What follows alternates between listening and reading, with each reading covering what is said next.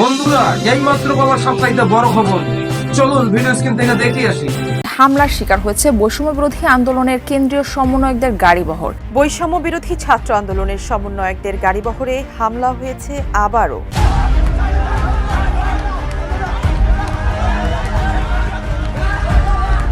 তাহলে গতকালকে থেকে সার্জিসের সম্পৃক্ততা নিয়ে যে অভিযোগটি এসেছে সেই বিষয়ে সার্জিসকে পরিষ্কার করতে হবে। কারণ এই সন্ত্রাসীদের কালো হাত যেহেতু আপনারা সমন্বয়ক লম্বা লম্বা লেকচার মারে, লেকচার বন্ধ করেন, তা না হলে আপনাদের পরিণতি আরো ভয়াবহ হবে। সমন্বয়কদের যেখানে পাচ্ছে সেখানেই দিচ্ছে গণধোলাই। সারা দেশে চলছে সমন্বয়ক নিধন কর্মসূচি। সমন্বয়ক নামটি বর্তমানে তীব্র ঘৃণার রূপ ধারণ করেছে। তবে হঠাৎ কেন জনগণ সমন্বয়কদের উপর ক্ষিপ্ত, বিস্তারিত জানতে আমাদের সাথে থাকুন। সরকারের কর্মকাণ্ড নিয়ে সমালোচনা করায় গণ অধিকার পরিষদের মুখপাত্র ফারুককে মারধর করেছে সমন্বয়করা। এরপরই সমন্বয়ক সার্জিসকে হুঁশিয়ারি দিয়েছেন বিভিন্নর। তিনি বলেন, সার্জিসকে 24 ঘন্টার মতো গ্রেফতার দেখতে চাই।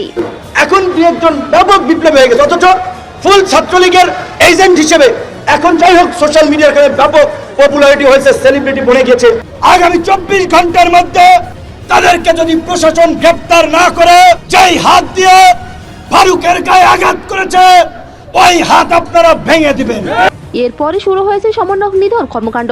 সমন্বয়ক পরিচয় দিলেই দেওয়া হচ্ছে গণপিটুনি। সুপ্রিয় দর্শক, এই বিষয়ে আপনাদের মতামত অবশ্যই জানান কমেন্টে।